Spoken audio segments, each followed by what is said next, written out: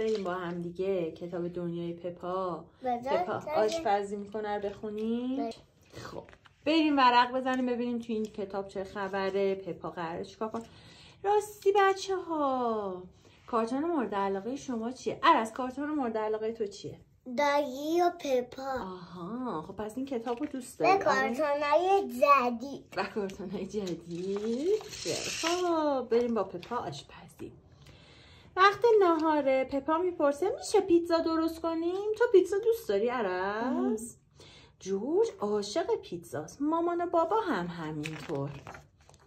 پپا دوست داره زودتر کارشو شروع کنه، ولی اول از همه باید چیکار کنن؟ چیاشونو بشورن؟ دستاشونو بشورن. اونا با آب و صابون خوب دستاشونو میشورن. بعد از اینکه همه دستاشونو میشورن، تمام چیزایی رو که برای درست کردن پیتزا نیازن آماده میکنن. بابا میگه ما برای درست کردن پیتزا آرد لازم داریم. مامان اضافه میکنه و گوجه فرنگی. دیگه چیا میخوان عرض؟ گوجه، پنیر و زیتون. آها، پنیر و زیتون و ذرت و بابا ادامه میده و قارچ. آفرین، قارچ و پنیر و زیتون. ولی صبر کنید، انگار هنوز یه چیز کمه. پپا میگه جورج دوست داره پیتزاش آناناس داشته باشه. تو حالا تو پیتزا آناناس خوردی؟ نه. بابا تکرار میکنه آناناس؟ اونم روی پیتزا؟ فکر نکنم این کار قانونی باشه. پپا داره میخنده، بابا داره شوخی میکنه. آناناس گذاشتن روی پیتزا اصلا هم غیر قانونی نیست. حالا وقت درست کردن پیتزا. مامان آرد رو توی کاسه میریزه، بعد آب رو به اون اضافه میکنه.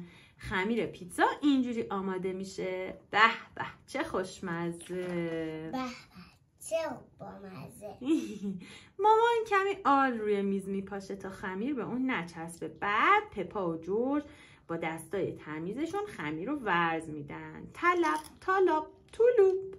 پپا میگه من بزرگ و قویم. جورج هم مثل من بزرگ و قویه.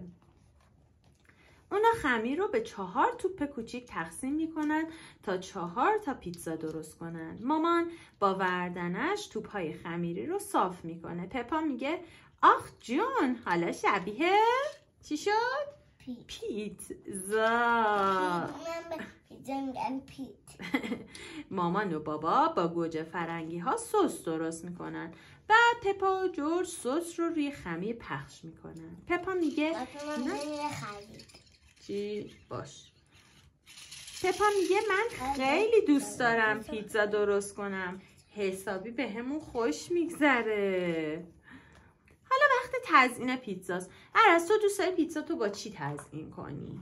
با اینا که مامان پپا و بابا پیک درست کردن. آها، پپا میپرسه میشه با پیتزامون صورت خندون درست کنیم؟ بابا جواب میده معلومه که میشه.